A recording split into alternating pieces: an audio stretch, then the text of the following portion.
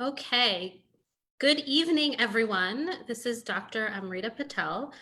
You've seen me on our ICD USA social media. I'm the fellow ambassador of Good evening, everyone. USA section and your moderator for the evening.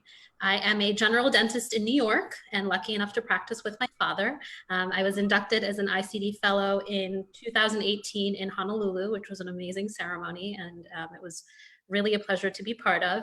And this is a project that we've been working on, especially in light of the COVID pandemic. We want to make sure that we stay engaged with everyone, with all of our fellows all around the country. And so this evening, it gives me great pleasure to interview two of our officers regarding their recent experiences after returning to work, after being shut down for, in some cases, a couple months. So our first introduction is going to be Dr. James Sederberg, our current president. He earned his doctorate from the University of Michigan in 1981 and completed a GPR in Minneapolis at the VA Medical Center and taught restorative dentistry at the University of Minnesota Dental School. Dr. Sederberg is, like I said, our current president of our USA section of ICD, and he was the Colorado Deputy Regent for ICD from 2006 till 2013, Regent from 2014 to 2017, and Vice President in 2018. He's past president of the Colorado Dental Association, the Western Colorado Dental Society, and on the admissions committee for the University of Colorado School of Dental Medicine. Dr. Sederberg is an avid skier and was a past National Ski Patrol member of 18 years. I didn't know that. That's really cool. And has been actively involved with the community of Glenwood Springs for 38 years. And Dr. Sederberg has lots and lots of patients that have been following him since their first childhood visits, and has been named Colorado's best dentist numerous times through his career. Dr. Sederberg and his wife Sherry are co-chairs for the 13th annual Colorado Mission of Mercy, which was postponed, but there is going to be one next year, and we had a great one last year in Glenwood Springs.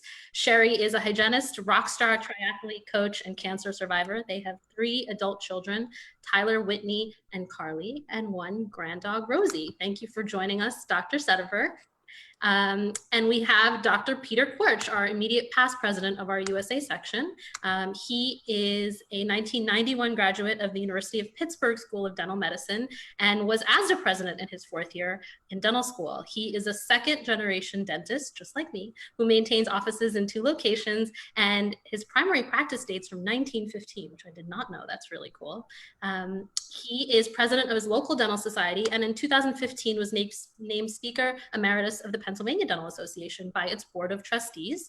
He continues to serve the PDA by chairing its bylaws committee. In 2017, he was elected by the USA section as an international counselor and is presently the chair of the delegation from the United States. He serves as the chair of the Constitution and Bylaws Committee of the International Council, and within ICD, he's chaired the Leadership and Service, Strategic Planning, and Governance Committees. He's also a fellow of the American College of Dentists and the Pierre Fauchard Academy. Peter has a passion for music, and his wife is Yvette, who is lovely. And we met last year in San Francisco at a really cool event that he organized. Our intro dinner was at the San Francisco Zoo, which was so fun. And they live on a farm where tending gardens and caring for their animals is a labor of love. So thank you both for joining us today. Good evening, everyone. You're welcome. So during the next 30 minutes, I'm going to be asking Dr. Sederberg and Quirch to share their recent experiences through some questions and discussions. Please note just that the opinions and facts that we talk about tonight are those of the panelists and are not a recommendation of any particular product, service, or company, and in no way represent the official positions of the International College of Dentists USA section. If you do have a question or an experience to share, please use the comment section of our Facebook page. We are going to be monitoring that, and if we have the time, which we hope we do, we will answer as many questions as we can, and we're going to share comments as well. So we're going to get right into it. When did you both reopen? How long have you been kind of up and running for? We'll start with you, Dr. Sederberg. We were able to open April 27th, and our specific county delayed us to May 4th. And with that, I think there was some anxieties of the staff that even though the state said we were okay, I'll address that later, but we are now in week 5. Thank you. Yeah. Awesome. Okay. And And you've been in week 5, so you're week 5 back to normal, or it's been just with emergencies? Well, no, we had emergencies for 7 weeks. We were essentially closed. I had laid off my staff versus furloughing. There's a difference there, and I did that because of a variance of reasons. We have single moms. There was different things that were the expenses, being responsible for payroll, and so it was my wife and I, as you said earlier, she's a hygienist. We've worked together for all these years, with a few small hiatuses for when the kids were very little, but fielding calls, keeping all the balls in the air, seeing those emergencies that we needed to see. But starting May 4th was our first day back, and it's been pedal to the metal. People have wanted in. That's awesome. What about you, Dr. And when did you get back to officially see patients other than emergency? Well, seeing a full slate of patients, which including recalls and prophies, they announced on June 3rd, so just last Wednesday, that we could do it. I started this past Monday, the 8th. Yes, just 3 days now. Got it. Okay, so you were shut down for regular care even longer than we were here in New York. Well, no, well, yes, I guess that's true, right? Wow, yeah. We were completely shut down for 1 week, and then we could see emergencies for a while, and then they let us move gradually into just providing treatment, but no routine care again, which would include prophies and recalls. Got it. Yeah, here in New York, we only, Governor Cuomo announced that we could go back. I believe the announcement was made Sunday the 31st. So everyone's official first day would have been June 1st, which was really, I can't even believe it. It's only been 9 days. It seems like it's a whole nother time and a whole nother world. So I guess talk to me a little bit about what your office flow has been like. Have you both seen that patients are worried to come back in? Are they lining up? I mean, it seems like Dr. Soderberg, you're super busy. Dr. Korch, you too. I mean, what has it been like? Tell me about what it's been like. Peter, go ahead. We found that a lot of people are really happy to get back. There have been a few that have voiced some concern, and I instructed my front desk staff to listen carefully to their concerns and let them know that we hear them, and that I do encourage my staff, though, to try and get them to make that next appointment so they don't fall between the cracks. Good. We see all the comments. Thank you for all the love and support, guys. Thank you.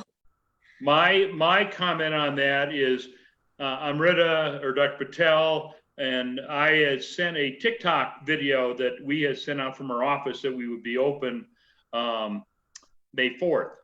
And just with that and Facebook and sending out email messages to all our patients that we would be opening again, because as much as they said we were non-essential services, I had many people over those many weeks that felt that is not the case, as we all experienced.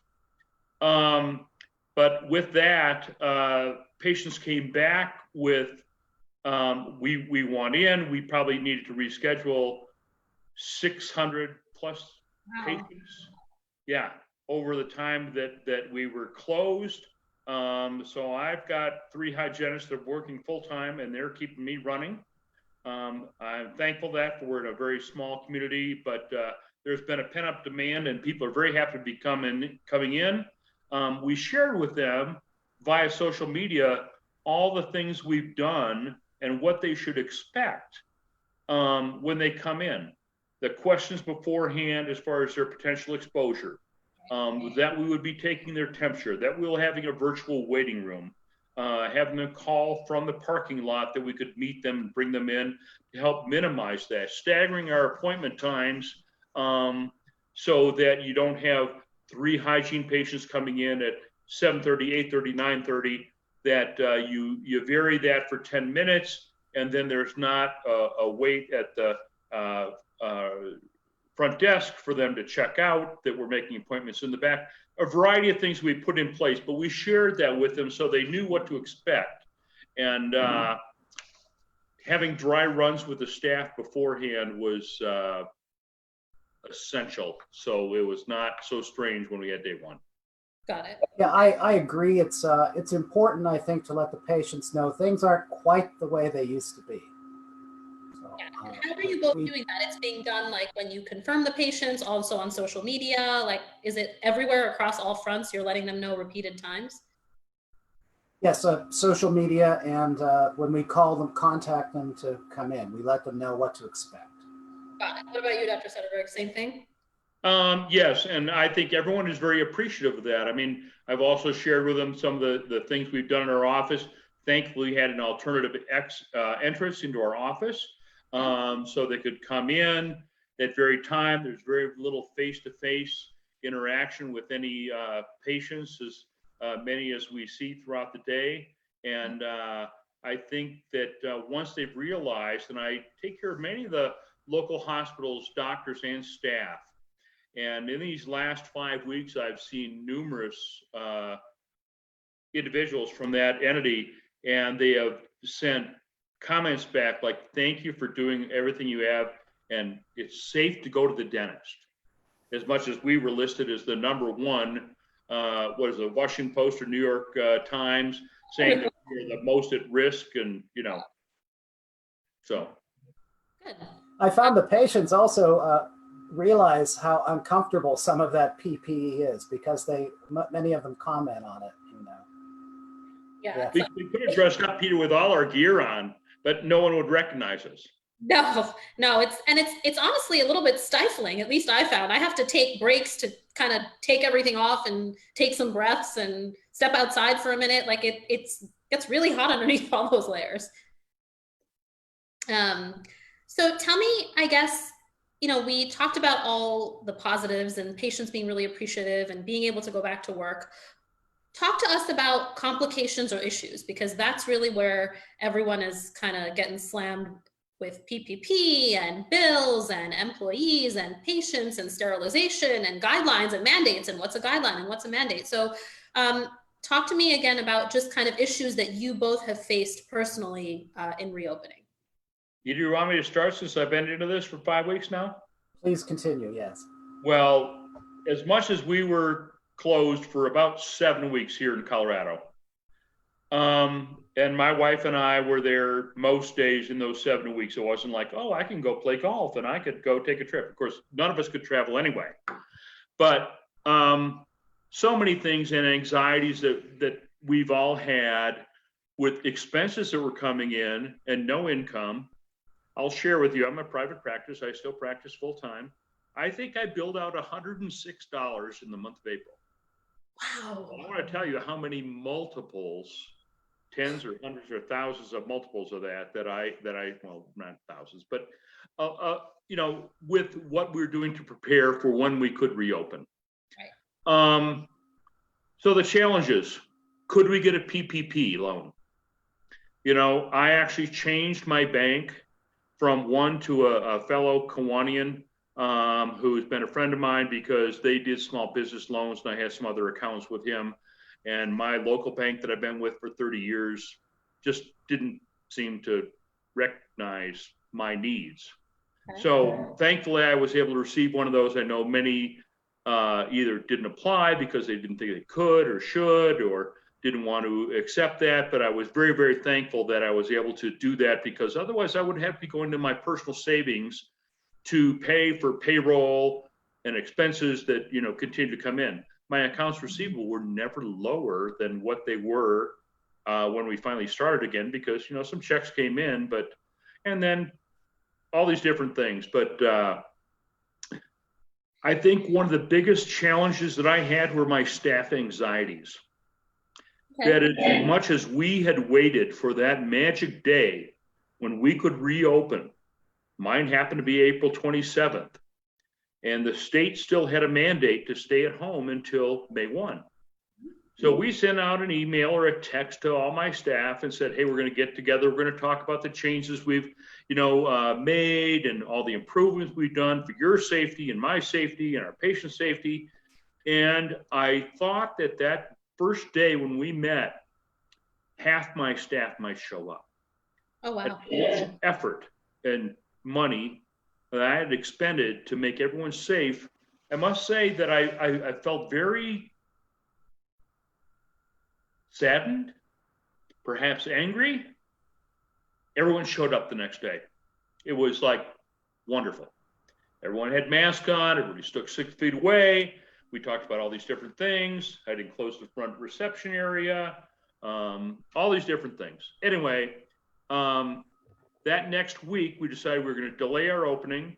We were going to do some dry runs. The hygienist cleaned each other's teeth or the assistant's teeth. I was the only one that had my teeth cleaned.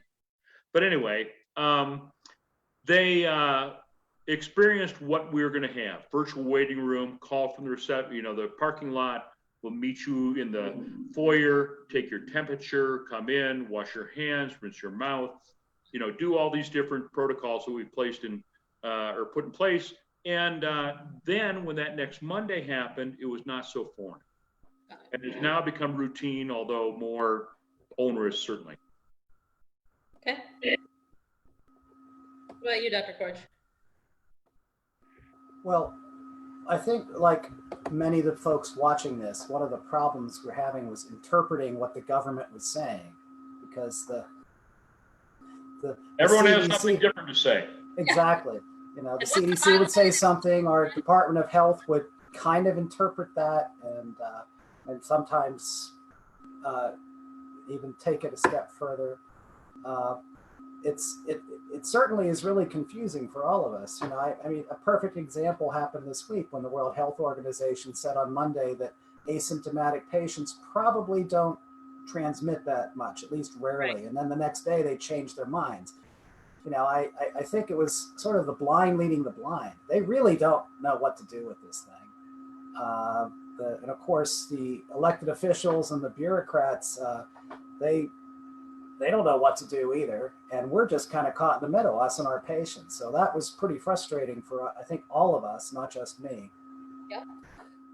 And that, in the interim, was the big thing. Certainly getting some of the PPE, because as Jim said, we're trying to get ready for that opening day, so to speak. And some of it still, as you know, isn't available. I'd text Jim and say, have you found any KN95s? And he'd give me a web address. And by the time I get there, they was sold out. Yeah. And that happened a lot. Yeah. I might add to that in that prior week, I had my clinical staff saying, well, we need this and we need that. We need gowns and we need bonnets. We need booties and we need masks. We need shields. Yep. I had all that. So they tried them all on. Oh my gosh, this is so hot. I can't stand it. So at least in our state, a face shield with a level 3 mask is adequate. You don't have the K95. The K95s with the vent in them, which I had 3 or 4 in my garage, are more to protect us, but not that, you're not expelling anything, from you breathing. And in many states now, those are, I wouldn't say outlawed, but they're saying they're not adequate as far as face coverings go. But within that first week, because most of my hygienists work with a headlamp, and I did a bunch of research, and I got 6 different kinds of face shields and, different distances, that I had 2 of them cut a hole in the middle of the face shield to allow their headlamp to come through. So, ladies and gentlemen, should that happen, of course, I wasn't asked first, but I went to them and I said, now, doesn't that pretty much take away any protection you may be having? But, so, if that happens, understand it may happen. And I said, I don't want to hear any complaints about us not having enough protective gear. My wife, thankfully, is a seamstress. She was able to sew surgical caps for everyone. I've got the bonnets. I got the booties. Nobody wears the booties. We have shoes we leave at work. But yeah, I have surgical gowns they can wear on top of their scrubs. It's too hot. So I'm not saying I have some for sale, but my staff are not using them, using their scrubs. Yeah, it's definitely been, there's a lot of price gouging going on. Things are very, very scarce. I'm driving around with a bunch of PPE in my trunk taking it with me from kind of office to office. We have been advising our team members and our other associates to kind of leave shoes and work clothes at work and come with a change. But it's definitely sourcing all of that has been difficult. And really navigating the crazy convoluted world that was PPP was really, really hard for us. I sat with my father for hours and hours, and we had to, none of the banks that we use primarily for our different practices ended up giving us our PPP. They were all random banks, smaller banks, local banks, credit unions, county banks that kind of all came through for us. And that was a little tip that we picked up from some of the dentists that were local to us, that the bigger banks, it was taking longer. They were a lot more backed up. But if you have a relationship with a local credit union or a smaller local bank, they were able to process these PPP applications a lot quicker. So that's what we dealt with when we were doing all of that. What resources did the both of you use to kind of navigate the reopening process? Was it CDC, ADA, talking to other dentists? What did you kind of lean on? Is this a type K question? A, B, C, D, A, and C, A, B, and D. It was all the above, and everyone had a different answer. And that's what was so frustrating. Yeah, and that's what was so frustrating, is that nobody had a conclusive guideline. Dr. Giuliani from the ADA had messages out every day saying what the ADA guidelines return to practice might be. Our state dental association also had numerous things. Right. Of course, I have something from our Garfield County that would make recommendations, and then we'd have our governor that would say something. And you're trying to, and the CDC, and you're trying to add A and B and C and D together and going, where are we supposed to go from here? Let me just put a wetsuit on when I go in, maybe a diver's helmet, and I can do an exam on you. Yeah. So anyway, it is coming together. It's a whole new normal. Amrita, Dr. Patel, you're so much younger. Peter, you and I are the same age, and we've been dealing this since the AIDS epidemic, when the only time we wore gloves was doing surgery. Right. And so this is just one new level that will be our new normal. I must share that as much as they talk about the aerosols with my face shield, then the last 5 weeks, I have not seen droplet one on my face shield. So maybe my water's turned down, but I understand it's protective, but it's where we are anymore. I utilized my state dental association quite a bit. They were really good at trying to keep on top of these things and sending us information as it developed. Certainly the ADA was helpful, and I was visiting the CDC website on a very regular basis to see what updates were coming through. On April 28th, ICD Worldwide actually did a very nice webinar similar to this, where they talked about what we knew at that time about the virus, and some of the fellows from other countries and their experiences and what they did. And that's still available on the ICD website. So if you haven't seen it, I encourage you to watch it, because it's quite useful. Yeah, that was really great. Definitely the ADA kind of data that was coming out, that they were so good about pushing through to us. And I know all of the state dental associations, we over in New York were on calls and emails and Zoom conferences. It felt like every day it was just a constant flow to kind of try to help all of our members and in fact, of course, help all dentists. But, for those of you who know me well know that I like to parse words. And so when you read some of these guidelines, they use words like should or recommend or that sort of thing, which really are meaningless as far as what we want to know. We really want to know what's safe. We want to know what we can do. And that really wasn't forthcoming. So even though I utilize all those resources, as we said earlier, it sometimes just didn't fall into place. And there were conflicting recommendations coming from different quarters, no doubt. Oh yeah, and that was hard.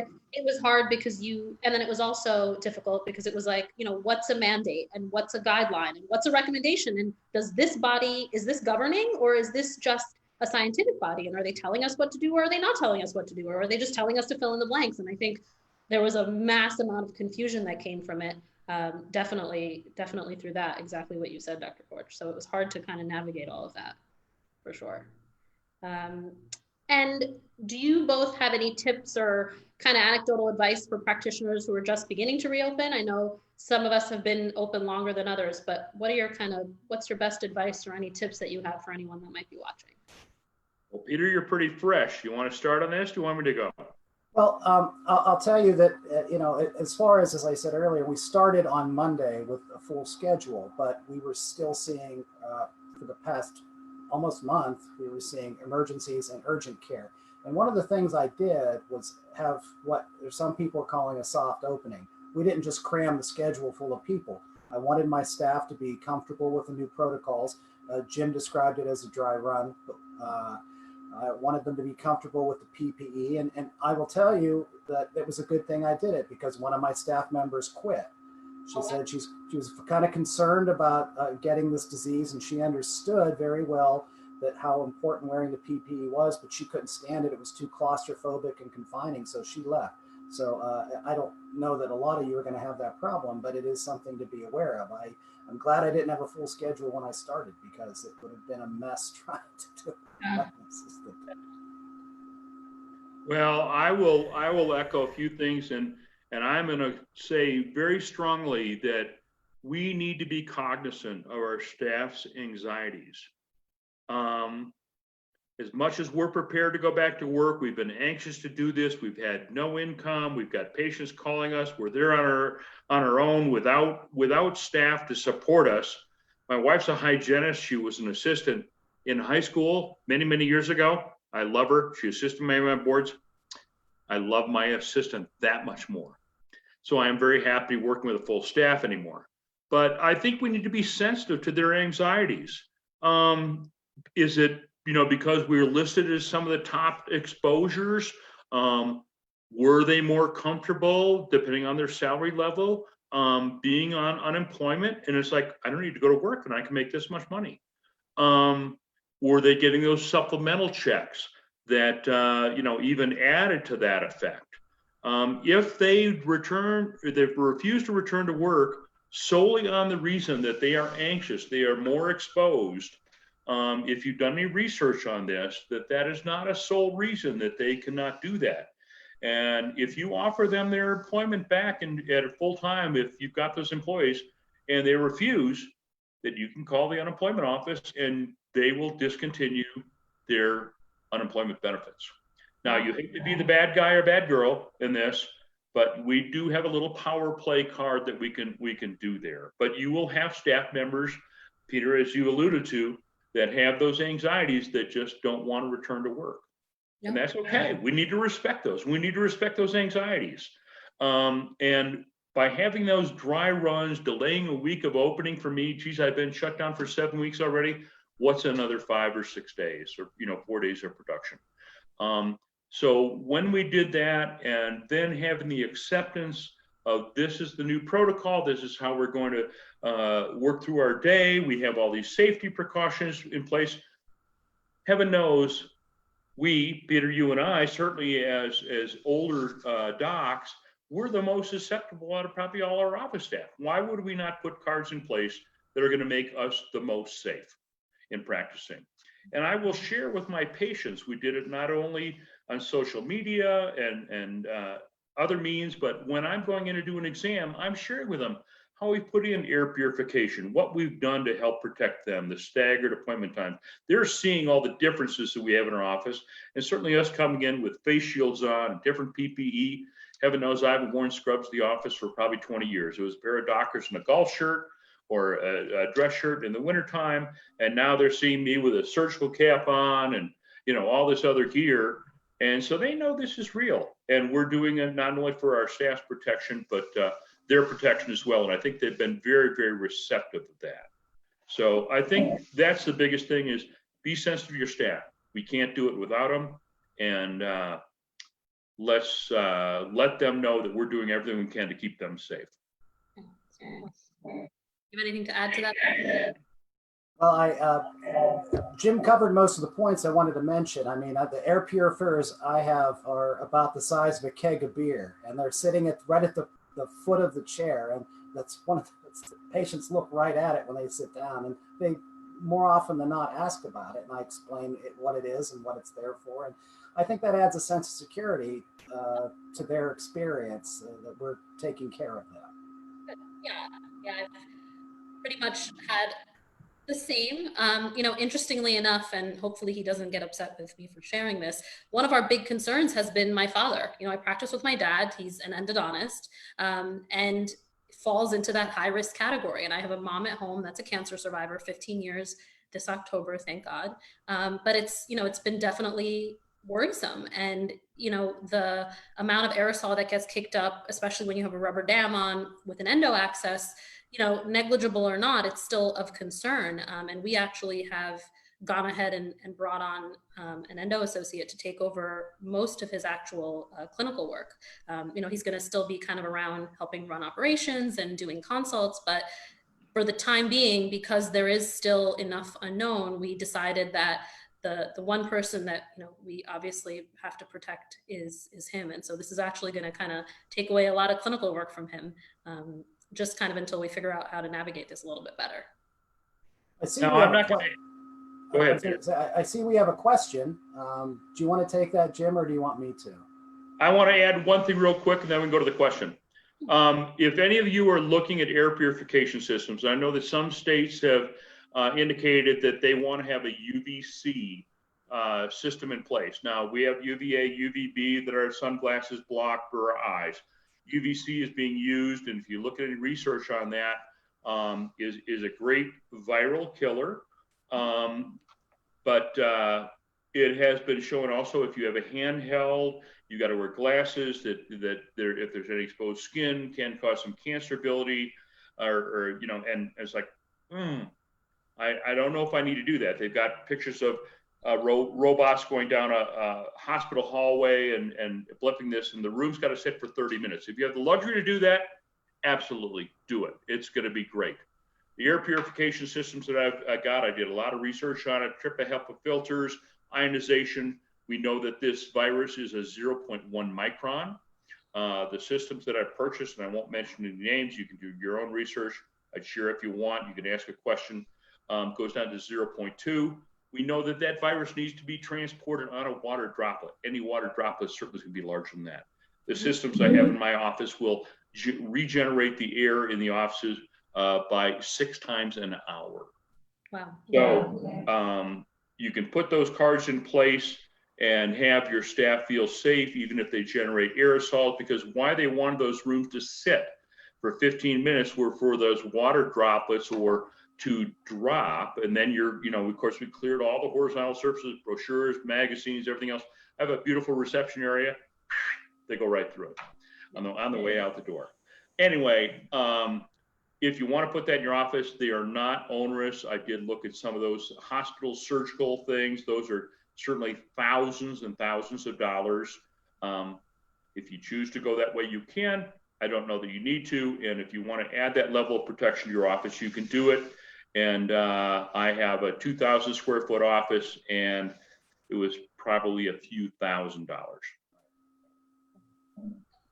I'm going to take a question off, if that's okay. So we've got a question, and it is, if a patient was diagnosed with scaling in March or missed a perio maintenance appointment from March, and now may have worsening periodontal disease, how are you managing these situations?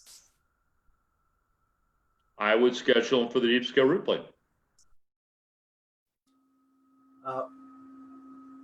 Because Pennsylvania kind of opened the dental offices in stages, after the time we could only see emergencies, we were getting those people in. So I was making sure they got covered. They may have missed 5 weeks or so, but for me, it wasn't too much of a problem.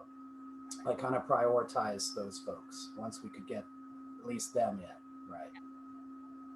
Well, I'm guessing that the reasons they have periodontal disease at some point in their lives, they had a lapse in their dental care. And so at this point, if they would miss a month or two, we'll still probably be able to stay on top of that. Right. Okay, good. Any last words or things that we may have missed? From both of you. I was just going to say I'm looking forward to seeing some of you folks in person again, and not on my computer screen. I feel like I've become a Zoom expert.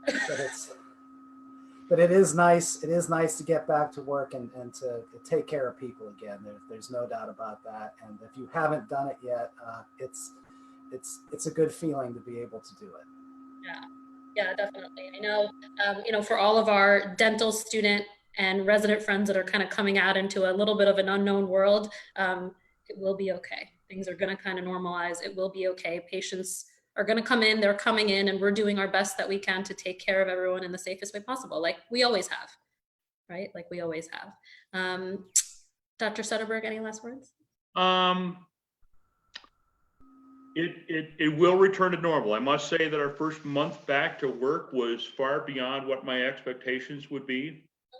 Very, very close to normal. Obviously, with being off that much time, my hygienists were busier than what I was because we had not delayed. I had many people say, I'm glad your temporary's been great for 7 weeks or longer because, I did in fact have a patient who I probably prepped being positive. When I seated her crown not a week or two ago, she had said she had lost her taste of sense and smell. So I'm sure she was positive at that time.